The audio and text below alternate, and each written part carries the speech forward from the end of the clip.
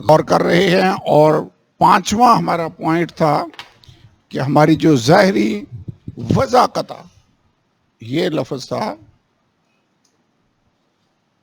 جو ہونا چاہیے، ظاہری وضاقت۔ اس کی ریزن یہ ہے کہ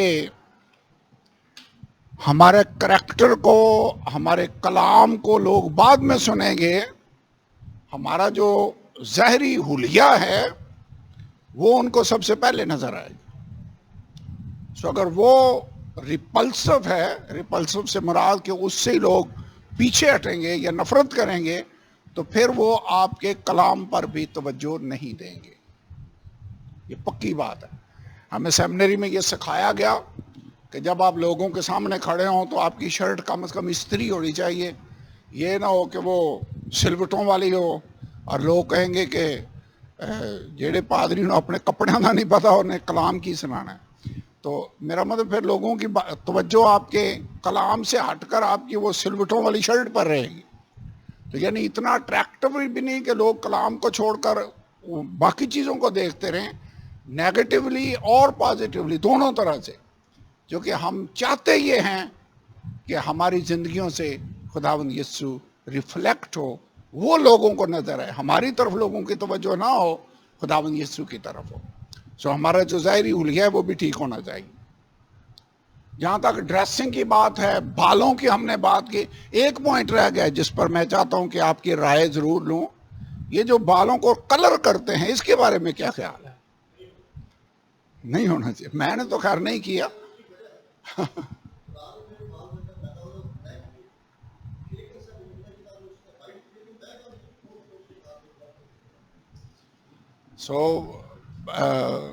بھائی آصف کا خیال ہے کہ بال جیسے ہیں ویسے ہی رہنے چاہیے۔ اب ویسے میں نے دیکھا ہے کئی دفعہ یہ دلیل دی جاتی ہے کہ اگر ایک 16-17 سال کا لڑکا ہے، اس کے بال سفید ہو گئے کوئی بیماری کی وجہ سے، تو وہ اگر اس کو کلر کر کے رکھتا ہے تو وہ شاید فیشن کے زمرے میں نہیں آتا، عمر کے لحاظ سے ابھی اس کے بال کالے سفید نہیں ہوئے۔ لیکن ایک اور بھی پہلو ہے کہ سارے لوگوں کے بال بلیک ہوتے بھی نہیں ہیں، کئی لوگوں کے وہ دوسرے کلروں کے بھی ہوتے ہیں۔ میں نے کئی گوروں کے دیکھے ہیں، ان کے کون سا کلر ہوتا ہے؟ براؤن۔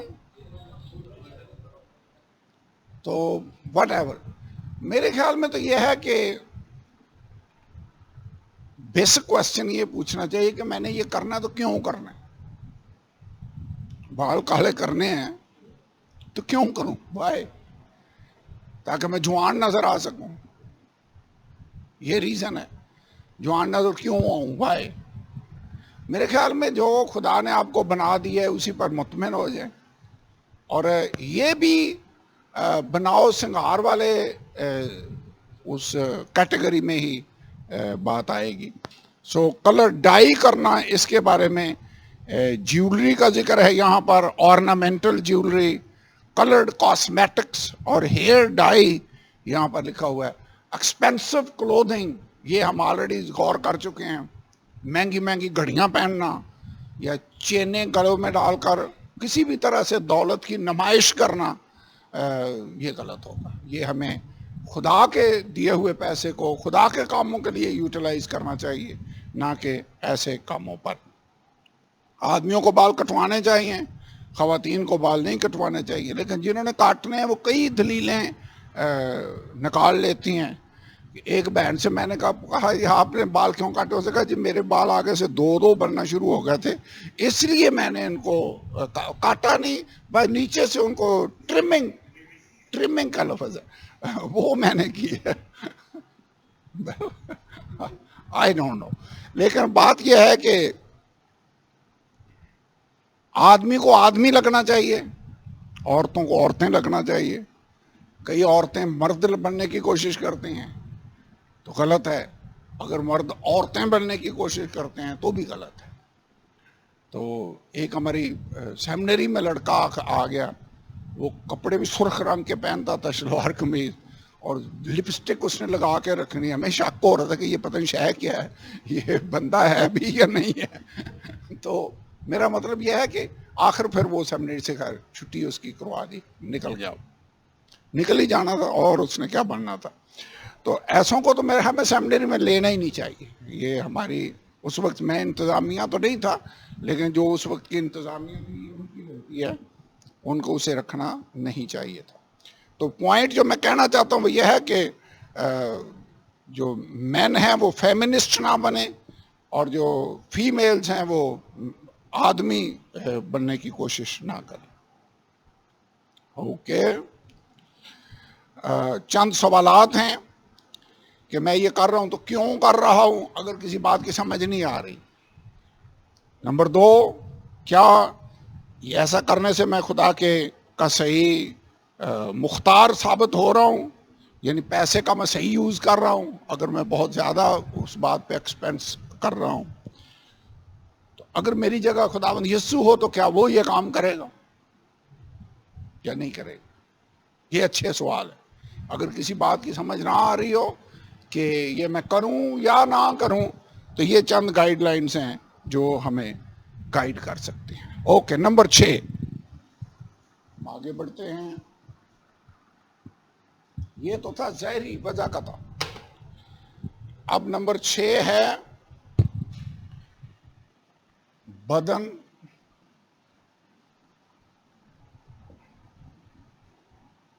اسٹیورڈشپ آف دا باڈی، بدن کی مختاری۔ مختار آپ سمجھتے ہیں کون ہوتا ہے؟ مالک کوئی اور ہو لیکن وقتی طور پر کسی اور کو اختیار دے دیا جائے تو اس بندے کو مختار کہتے ہیں، سپردار۔ تو یہ بدن جو ہے بیسیکلی یہ باڈی ہماری خداوند کی ہے، تم اپنے نہیں بلکہ قیمت سے خریدے گئے ہو۔ یہ بدن بیسیکلی آپ جانتے ہیں ہمارے بدن، پہلی تو بات یہ ہے کہ یہ خدا کے ہیں، خدا کی ملکیت ہے، اس نے قیمت دے کر ان بدنوں کو خریدا ہے، خون کی قیمت دے کر خریدا ہے۔ اور نمبر 2، یہ ہمارے بدن روح القدس کا مقدس ہیں، temple of the holy ghost ہیں۔ خدا کا پاک روح اس کے اندر رہتا ہے، اور بائبل میں کیا لکھا ہے؟ خدا کا مقدس کیا ہے؟ پاک ہے۔ خدا کا مقدس کیسا ہونا چاہیے؟ ہولی۔ اس کا مطلب ہے تھاٹس بھی ہولی ہونے چاہیے، آنکھوں کو بھی ہم نے پاک رکھنا ہے، ہاتھوں کو پاک رکھنا ہے، پاؤں کو پاک رکھنا ہے، پوری باڈی کو پاک رکھنا ہے، دل کو پاک رکھنا ہے، کیونکہ یہ ہمارا بدن روح القدس کا مقدس ہے۔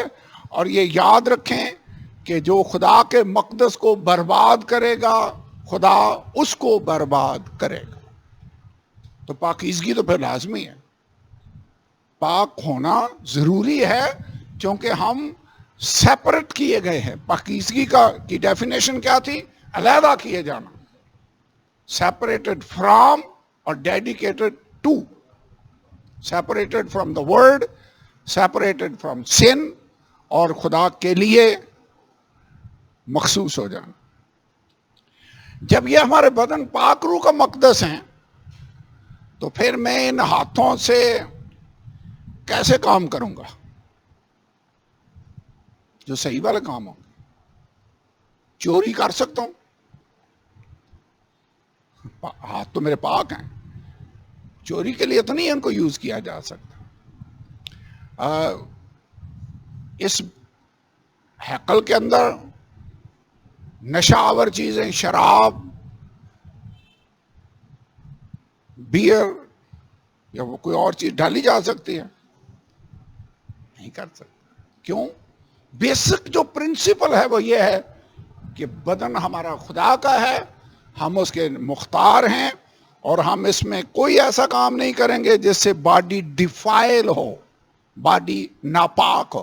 آپ کو یاد ہے ہیکل کے برتن تھے جس کو ایک آدمی نے غلط یوز کیا، ان میں مے خاری کی، خدا نے ججمنٹ کی۔ یہ یاد رکھنا ہے، ہمارے بدن پاک روح کا مقدس ہے، ان ہاتھوں سے ہم تاش نہیں کھیل سکتے۔ یہ جو آپ کو G7 2 اور 1 کے درمیان لائن پر بیٹھے تاش کتنے گھنٹے بیٹھے رہتے ہیں، ایک تو ٹائم کا بھی ضیاع ہے، نمبر 2 خدا کے بدن کو ہم ایسے کاموں کے لیے یوٹیلائز نہیں کر سکتے۔ نشہ بازی، الکوہل، یا بیوریجز یا انلیگل ڈرگز ہیں، یہ کام ہم نہیں کر سکتے، کیونکہ خدا ہمارے بدن پاک روح کا مقدس ہے۔ نمبر 2، ایک اور پہلو بھی ہے، صرف یہ غلط استعمال ہے، اس کو ایک لفظ استعمال ہوتا ہے گلوٹنی، پیٹو، یہ کھانا کھانے سے تعلق رکھتی ہے بات۔ کئی لوگ کھانا کھاتے ہیں اور اسے آخری کھانا سمجھ کر کھاتے ہیں، ہر کھانے کو۔ بیاہ شادیوں پہ دیکھا ہے آپ نے کبھی کھانا کھاتے ہوئے؟ کئی جگہوں پر مجھے اتفاق ہوا ہے، ایسے وہ پرات لے کر آ رہے اور لوگ اس کو وہاں ٹیبل پہ رکھنے بھی نہیں دے رہے، رستے میں ہی اس سے چھینتے ہوئے بھی میں نے لوگوں کو دیکھا ہے۔ ویسے کیا اچھا ڈیسنٹ طریقہ ہو، دیکھنے والے لوگ کیا تاثر لیں گے کہ یہ جانور کھا رہے ہیں یا بندے کھا رہے ہیں؟ کیا ڈیسنٹ ہو اگر ہم سب لائن میں کھڑے ہوں اور دوسروں سے کہیں کہ اوکے آپ آگے چلتے جائیں اور ہم پیچھے پیچھے، اور محض چند منٹوں کی بات ہوگی، سب کو کھانا مل جائے گا اور کوئی بھی بھوکا نہیں رہے گا۔ شاید ہمیں یہ اخلاقیات کا جو درس ہے یہ لوگوں کو دینا چاہیے، لیکن حد سے زیادہ جو کھانا ہے یہ بھی خدا کے اس مقدس کی بے حرمتی ہے۔ اس کے لیے آیت پتہ کون سی ہے؟ کچھ لوگ سوچتے ہیں ان کا پیٹ ہی ان کا خدا ہے۔ پیٹ خدا نہیں ہے، خدا نے انسان کو کھانے کے لیے ہی نہیں بنایا، کھانا پیٹ کے لیے بنا ہے، ہم کھانے کے لیے نہیں بنے کہ بھائی ہمارا کام کھانا ہی ہے۔ نو، زندہ رہنے کے لیے کھانا چاہیے، اوور ایٹنگ نہیں کرنی چاہیے، نو۔ اور وہاں پر تمیز یا اخلاقیات کا دامن ہمیں ہاتھ سے نہیں چھوڑنا چاہیے۔ تو یہ بھی میرے خیال میں بدن کی مختاری کے پہلو میں آتا ہے کہ ہم نے کھانے پینے کا بھی خیال رکھنا ہوگا۔ اوکے، نمبر 7،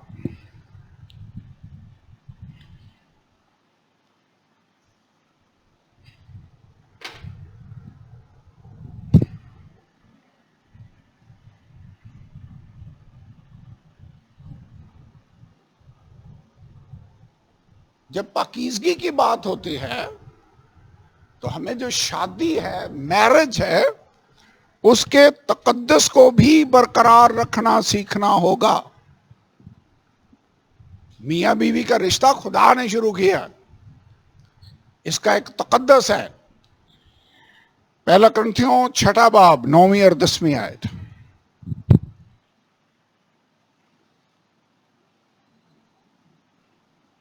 پڑھیں، کیا لکھا ہے یہاں پر؟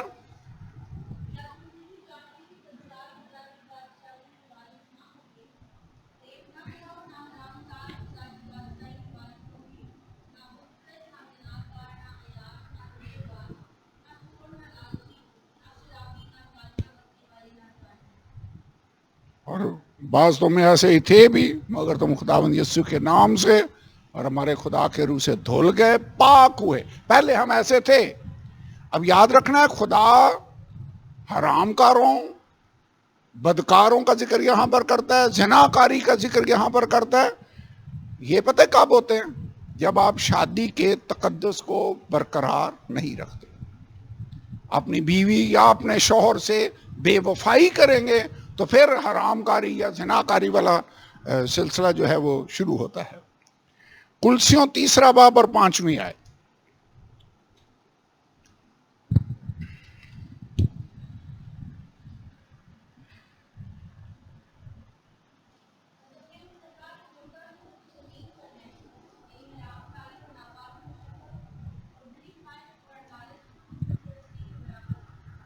حرام کاروں کا یہاں پر بھی ذکر ہے۔ ویسے حرام کار کس کو کہتے ہیں؟ جو اپنی بیوی کے ہوتے ہوئے کسی اور کے ساتھ تعلقات قائم کرے گا، وہ حرام کار ہے۔ سیم خواتین کے لیے بھی یہی بات ہوگی۔ تو حرام کاری اسی صورت میں کئی جگہوں پر اس کا ذکر ہے، لیکن حرام کاری کا مقصد یہ ہے، مطلب یہ ہے کہ آپ شادی کے اس تقدس کے ساتھ وفادار نہیں ہیں، اس کو برقرار نہیں رکھ رہے ہیں۔ تو پاکیزگی کا اگر معیار قائم رکھنا ہے تو پھر ہمیں میاں بیوی کے تعلق کے علاوہ کسی دوسرے تعلق کو ہم اس میں نہیں جا سکتے، وہ غلط ہوگا، وہ حرام کاری اور زنا کاری کے زمرے میں آئے گا۔ عبرانیوں 13 باب کی 4 آیت۔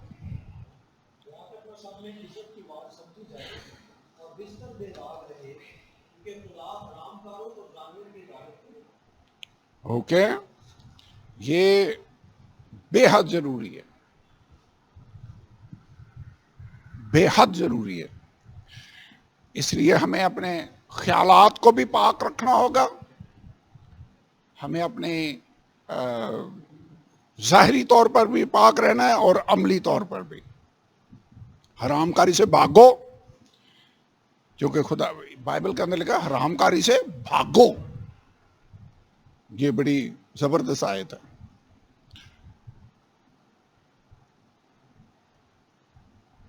جس طرح سے آج کل طلاق کی شرح میں اضافہ ہو رہا ہے، کئی دفعہ مجھے عدالتوں میں جانے کا اتفاق ہوتا ہے، کئی وکیلوں نے اور ایک جج صاحب نے مجھ سے رابطہ کیا، وہ کہتے ہیں کہ آپ کے اتنے زیادہ کیس اسلام آباد کورٹس میں آ رہے ہیں طلاق کے، تو اس کی کیا وجہ ہے، بائبل کے اس کے بارے میں کیا کہتی ہے، اور وہ جاننا چاہ رہا تھا کہ اس کے یہ کیوں ہو رہا ہے، اور پہلے تو ایسے نہیں تھا۔ یعنی ایون دنیا دار لوگ اس بات کو نوٹس کر رہے ہیں کہ یہ happening, if this is happening تو کیوں ہو رہا ہے؟ کیونکہ لوگ شادی کے اس بندھن کو اتنی اہمیت نہیں دیتے، اور اپنے بیوی اور اپنے شوہر کہ وہ ان سے بے وفائی کرتے ہیں، تو پھر حرام کاری اور زنا کاری کی بات آتی ہے۔ لیکن جب پاکیزگی کی ہم تعلیم دیتے ہیں یا ہم اس پر سٹڈی کرتے ہیں کہ ہم نے پاک ہونا ہے، تو پھر ہم نے بینگ ہسبینڈ اینڈ وائف خدا کے حضور میں اپنے اس رشتے میں وفادار رہنا۔ اب یاد رکھنا ہے، یہ صرف جو نوجوان بیٹے اور بیٹیاں ہیں ان کے لیے ہی نہیں، جو آلریڈی شادی شدہ ہیں ان کے لیے بھی یہ لیسن بڑی اہمیت کا حامل ہے۔ چونکہ داؤد کا ذکر ہم پڑھتے ہیں، جو گناہ میں گرا تو ہی واز آلریڈی میریڈ، وہ نوجوان نہیں تھا۔ تو اس کا مطلب ہے یہ آزمائش اور باقی لوگوں کے لیے بھی اتنی ہی، جس کو ابلیس یوز کر رہا ہے، اتنی ہی گرانے کا باعث بن رہی ہے جتنی نوجوانوں کو بن رہی ہے۔ سمسون کی لائف کو پڑھ کر دیکھیں، وہ بھی ٹین ایجر تو نہیں تھا، وہ کبھی دلیلہ کے پیچھے بھاگ رہا ہے، کبھی کدھر جا رہا ہے، اور آخر کار وہ گناہ اس کو گرانے کا باعث بن گیا، خدا کا روح اس سے جدا ہو گیا۔ اور بھی کتنی مثالیں ہیں بائبل مقدس کے اندر۔ لیکن اس کا مطلب صرف میں کہنا یہ چاہ رہا ہوں کہ کتنے پاسبانوں کو میں نے گناہ میں گرتے ہوئے دیکھا، کیونکہ ابلیس اس چیز کو یوز کر رہا ہے۔ ہمیں ٹیچنگ خود بھی اس پر عمل کرنے کی ضرورت ہے، اور اوروں کو بھی تعلیم دینے کی ضرورت ہے کہ ہم نے اپنے خیالات کو بھی پاک رکھنا ہے، سوچوں کو، آنکھوں کو پاک رکھنا ہے۔ اس کے بارے میں پتہ ہے پولس نے کیا کہا تیموتھیوس کو؟ اس نے کہا جوان عورتوں کو بہن جان کر، اور بوڑھی عورتوں کو، بزرگ عورتوں کو ماں جان کر ان کی عزت کر۔ تو پاسٹر ہے، اس طرح کا تیرا بیہیو ہونا چاہیے۔ تو اس کا مطلب سمپل سے یہ ہے کہ جو رشتہ اور تعلق خدا نے مقرر کیا ہوا ہے، اس باؤنڈری سے باہر ہم نے نہیں جانا۔ کلیئر ہے؟ اوکے، نمبر 8، آج ہم سیکھ کیا رہے ہیں؟ پاکیزگی کے عملی پہلو، پریکٹیکل ان کا اطلاق کہاں پر ہوگا؟ یہ ہے نمبر 8۔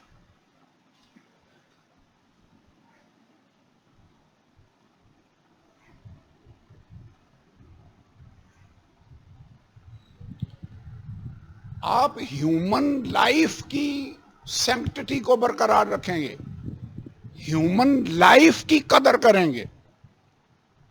سینکٹٹی آف ہیومن لائف، خروج 20واں باب 13 ہے۔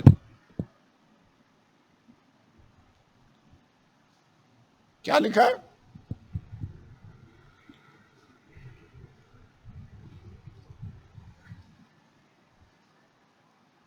خون نہ کرنا، تو زنا نہ کرنا، تو چوری نہ کرنا، تو اپنے پڑوسی کے خلاف جھوٹی گواہی نہ دینا. بس اتنا کافی ہے. پھر 44 میں آئے تو خون نہ کرنا، تو چوری نہ کرنا. 44 جی متی 5واں باب 44 آئے.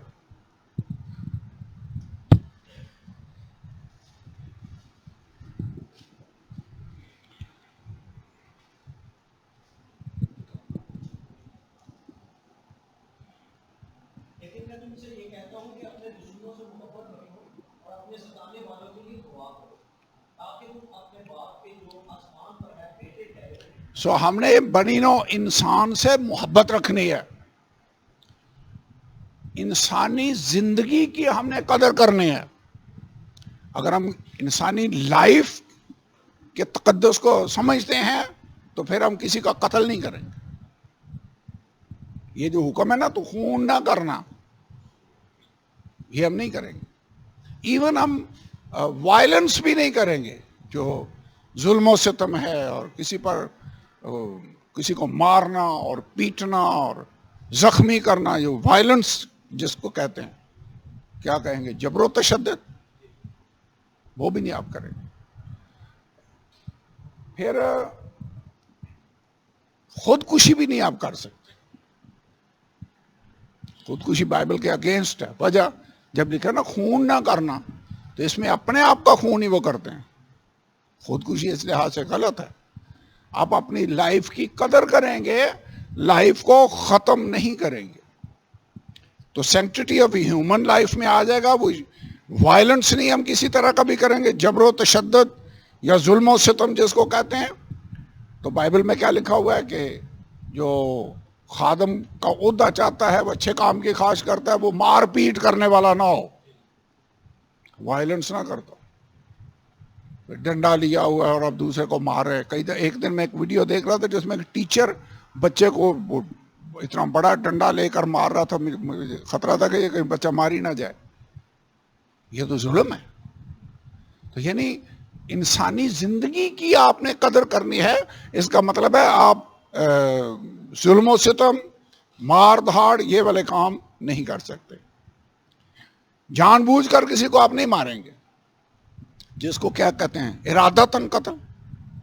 غیر ارادتاً تو ہو سکتا ہے آپ ٹریفک سپیڈ پر جا رہے ہیں، کوئی چیز آپ کے سامنے آ جائے، وہ ماری جائے جو آپ کے اختیار میں نہیں ہے. I mean that is something else. لیکن انٹینشنلی آپ کسی ہیومن باڈی کو نہیں ماریں گے. اس کے علاوہ ایک آج کل بڑا ایشو چل رہا ہے جس کو ابارشن کہتے ہیں. ابارشن کیا ہوتا ہے؟ یعنی پیدا ہونے سے پہلے ہی بچے کو مار ڈالنا. کئی دفعہ والدین یا مائیں یہ کرتی ہیں، which is wrong. وہ بھی آپ انسانی زندگی ہے جس کو ختم کر رہے ہیں. جب بائبل کہتے ہیں خون نہ کرنا، تو اس میں میرے خیال میں یہ بھی شامل ہے. Warfare, suicide. اوکے، انسانی زندگی کی ہمیں قدر کرنی چاہیے. ہمارے ملک میں تو لگتا ہے انسانی زندگی کی قدر ہے ہی نہیں. کوئی ہے قدر؟ ایسے کسی معمولی سی بات پر لوگ جھگڑا شروع کرتے ہیں، فائرنگ ہوتی ہے، کتنے بندے مارے گئے. آدمی خبریں سن سن کر پریشان ہو جاتا ہے کہ یہ انسانی زندگی کی کوئی جیسے ویلیو ہی نہیں ہے، کوئی قدر و قیمت نہیں ہے. ہمیں انسانی زندگی کی قدر و قیمت کو سمجھنا ہوگا. نمبر 9،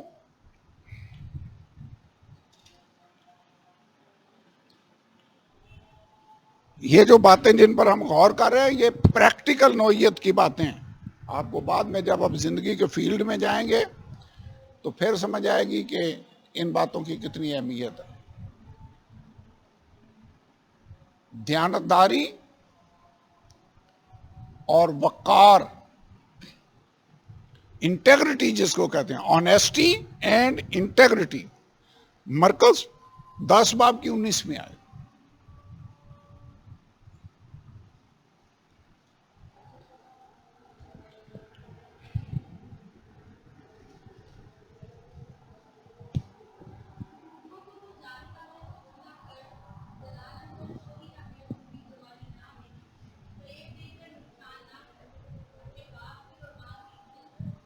تو یعنی جو احکامات ہیں باپ اور ماں کی عزت کرنا، ہمارے اندر انٹیگریٹی ویسے ہونی چاہیے، آنیسٹی ہونی چاہیے، کسی کو ابیوز نہ کر، کسی کا نقصان نہ کر، یہ خدا کے احکامات ہیں۔ کرپشن نہیں ہونی چاہیے۔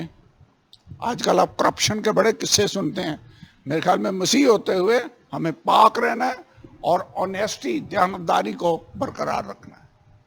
دانیل ویسے دیانتدار تھا، کتنے سال وہ وزارت کے عہدے پر رہا، اور اس کے ساتھی ڈھونڈ رہے تھے کہ کوئی بہانہ نظر آئے، نہ ڈھونڈ سکے تو پھر دعا والا بہانہ انہوں نے استعمال کیا اس کو پھنسانے کے لیے۔ ہمیں جھوٹ نہیں بولنا چاہیے، چوری نہیں کرنی چاہیے، فراڈ نہیں کرنا چاہیے، اپنے قرضے بھی ادا کرنے چاہیے۔ یہ بھی بیماری ہے، لوگ قرضے لے لیتے ہیں لاکھوں کے حساب سے اور پھر پے بیک نہیں کرتے، غلط۔ ویسے آنےسٹ بندہ ایسے کرے گا؟ یہ میں کہہ رہا ہوں آج ہم پریکٹیکل باتیں غور کر رہے ہیں، جو آج نہیں شاید زندگی کے کسی پہلو پر آپ کے کام ہے۔ کئی لوگ بینک سے لون لے لیتے ہیں، بعد میں ایڈریس ہی بدل لیتے ہیں، یا کئی دوسرے شہر چلے جاتے ہیں، کئی دوسرے ملک چلے جاتے ہیں۔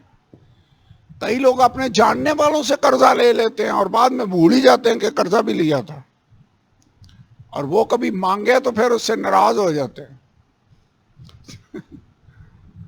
ہوا کبھی تجربہ ایسا؟ کیوں جی بھائی یاسر کہ قرضہ لیا ہو، بعد میں وہ بندہ بھول ہی جائے کہ میں نے لیا بھی تھا، آپ اس کو یاد دلائیں تو وہ آگے سے دینے کی بجائے غصہ شروع کر دے کہ اس نے پوچھے کیوں ہے مجھ سے۔ ویسے اگر ہم کسی سے قرضہ لیں، کوئی ہماری ضرورت کے وقت ہماری مدد کرے تو ہمیں پھر اس کو یہ بدلہ دینا چاہیے؟ نو نو نو نو۔ رشوت کے بارے میں کیا خیال ہے؟ رشوت کی ویسے ڈیفینیشن کیا ہے بھائی سہیل؟ ڈیفینیشن رشوت کس کو کہتے ہیں؟ میرے خیال میں تو یہ بتائیں، آپ پہلے بتا لیں میں پھر بتاتا ہوں۔ یعنی پیسے لے کے جو کام نہیں ہو سکتا وہ بھی کر دینا، میرے خیال میں یہی رشوت ہوگی۔ لیکن میرے ذہن میں کوشچن ہے، کئی دفعہ لوگ جائز کام بھی پیسے کے بغیر نہیں کرتے، تو اس کو کیا کہیں گے؟ اب وہ تو اختیارات کا غلط استعمال، لیکن ہم سے تو وہ پیسے لے رہے ہیں جو بنتے نہیں ہیں ان کے، لیکن وہ اختیارات کا غلط استعمال کر رہے ہیں۔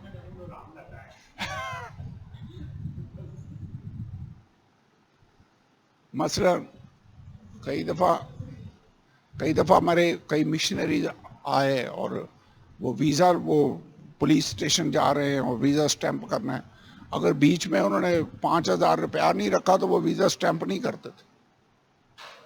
ایکسٹینڈ، ہاں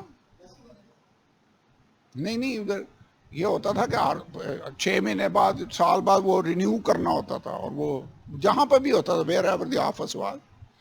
تو یہ نہیں، اب انہیں سمجھ آ گئی تھی کہ یہ نہ یہاں پر رکھے، پاسپورٹ میں تو کام نہیں ہونا، تو اس کو رشوت کہیں گے یا نہیں؟ میرے خیال میں رشوت نہیں ہے۔ اگر آپ غلط کام کروا رہے ہیں پیسے دے کے، وہ رشوت کے ذمرے میں آئے گا۔ یہ تو مجھے لگتا ہے تحفہ دے رہے ہیں۔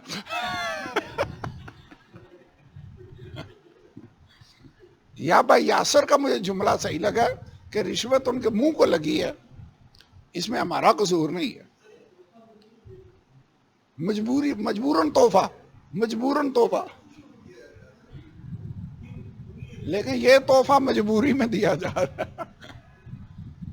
مثلا ہم یہاں کئی سالوں سے، میں آپ کو ایک ایگزامپل دیتا ہوں، میں نے 20-30 سال پہلے میرج لائسنس کے لیے اپلیکیشن دی ڈی سی آفس میں، اور کافی 3-4 سال میں ادھر چکر لگاتا رہا، وہ میری اپلیکیشن اپروو ہی نہیں۔ وہ کہہ رہا تھا 500 روپیہ مجھے دے، وہ جو میں نے کہا نہیں، میں نیا چلنا شروع ہوا تھا، میں نے رشوت نہیں دینی۔ تو 5 سال میں موٹر سائیکل پہ چکر لگاتا رہا، مجھے لگتا ہے 500 سے زیادہ کا میں نے پٹرول چلا لیا۔ پھر آخر میں نے اس کو 500 دیا تو اس نے میرا کام کیا، ویسے نہیں کیا۔ تو میں کیا اس کو رشوت کہوں گا؟ میرے خیال میں رشوت تو نہیں ہے، ہاں، مجبوری کا تحفہ۔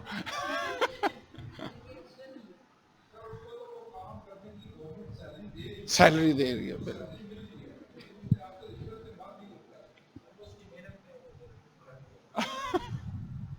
ٹپ ٹپ کہہ رہے ہیں.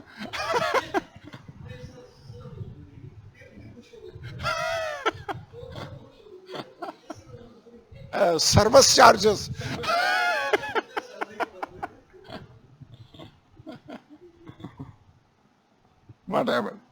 لیکن بات یہ ہے کہ بات ہم کر رہے ہیں دیانتداری. ویسے ہمیں ہر ممکن کوشش کرنی ہے کہ ہم نے اپنا کام دیانتداری سے کرنا.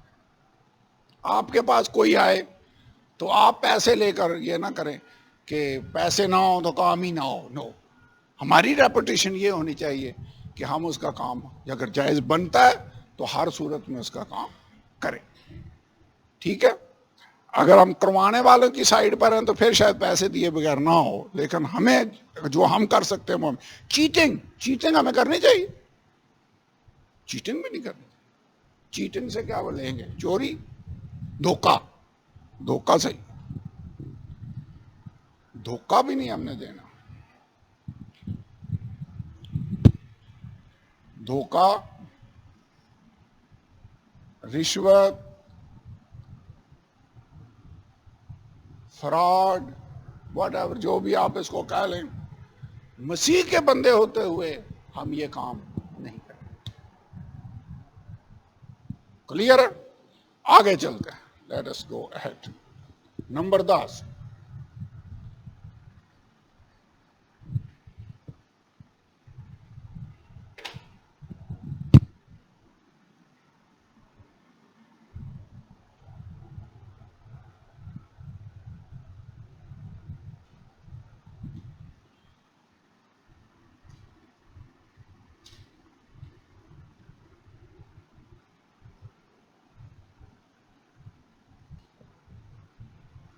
رفاقت نہیں, میرے خیال میں بری صحبت کہنا چاہیے.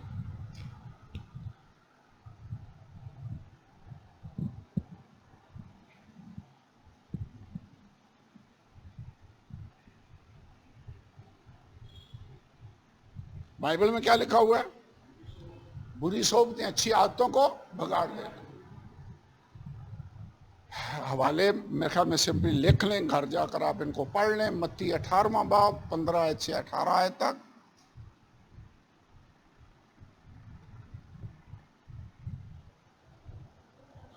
پہلا کرنتھیوں 5واں باب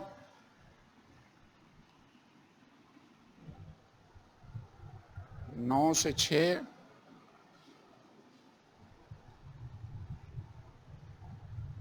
پانچویں باب کی 9ویں آیت ہے, بلکہ یہاں سے لے کر چھٹے باب کی 8ویں آیت تک. یہ لمبا حوالہ ہے. 15 باب کی 33ویں آیت. پہلا کرنتھیوں 15 باب کی 33ویں آیت. دوسرا کرنتھیوں چھٹے باب کی 11 آیت. یہ 15 باب کی 33ویں آیت ایک آیت پڑھ لیں. بری صحبتیں اچھی عادتوں کو بگاڑ دیتی. کہنا میں یہ چاہ رہا ہوں کہ ان ساری آیتوں کا لب لباب یہ ہے کہ ہماری مشہوری یہ نہ ہو کہ یہ سارا دن ایسے لوگوں کے ساتھ پھرتا ہے, اس کے دوست یار ہی سارے اس کیٹیگری کے لوگ ہیں. نو, ہماری دوستی گہری فرینڈشپ میرے خیال میں خدا کے لوگوں کے ساتھ ہونی چاہیے. گو ہم دنیا میں دفتروں میں کام کریں گے, اس دنیا کے اندر رہتے ہوئے سب کے ساتھ ہمیں اچھا برتاؤ رکھنا چاہیے, سب کے ساتھ سلام دعا ہونی چاہیے, لیکن جہاں تک ہماری فیلوشپ ہے یا گہری رفاقت ہے وہ خدا کے لوگوں کے ساتھ ہو. ٹھیک ہے, صحبت ہماری صحیح ہونی چاہیے.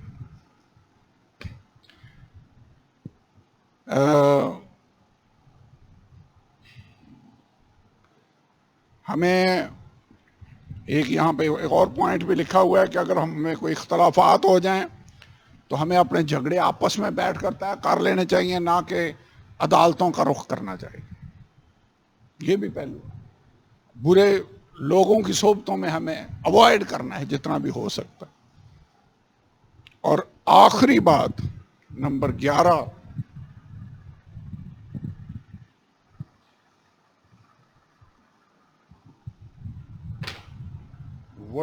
ایکٹیویٹیز.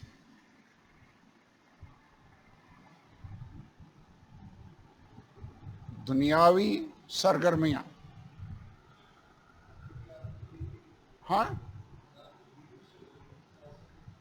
دنیا کی دنیاوی سرگرمیاں. پہلا تسلونیکیوں 5واں باب 22ویں آیت. پڑھیے یہ آیت پڑھ لیں. تیتس 3 باب کی 3 آیت.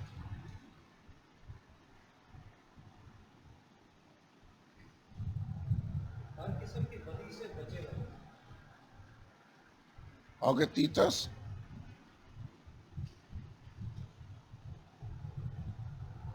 2 باب کی 15. ہر قسم کی بدی سے بچے رہو. کیونکہ ہم بھی پہلے نادان، نافرمان، فریب کھانے والے اور رنگ برنگی خواہشوں اور عیش و عشرت کے بندے تھے، اور بدخواہی اور حسد میں زندگی گزارتے تھے، نفرت کے لائق تھے اور آپس میں کینہ رکھتے تھے. یعنی ہماری جو کمپنی ہے وہ دنیا کے لوگوں کے ساتھ نہیں ہونی چاہیے بلکہ خدا کے لوگوں کے ساتھ. تیتس 3:3 پڑھا. پہلا یوحنا 2 باب کی 15 آیت.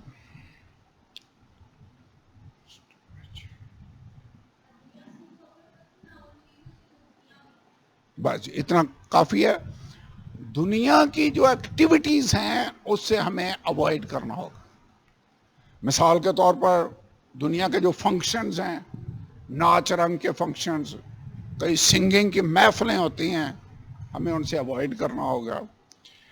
وی must regulate music, sports, games, amusements, یعنی جو جتنے بھی دنیا کے ساتھ منسلک چیزیں ہیں.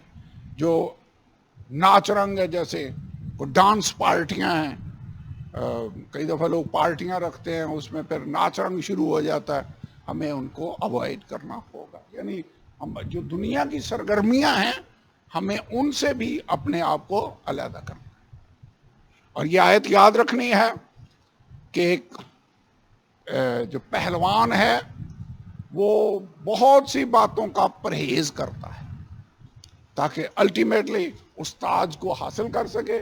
ہم بھی ان چیزوں کو اوائڈ کریں گے تاکہ ہم اس روح کا شکار نہ ہو جائیں جو دنیا کے اندر سرایت کرتی جا رہی ہے. بائبل میں کیا لکھا ہے؟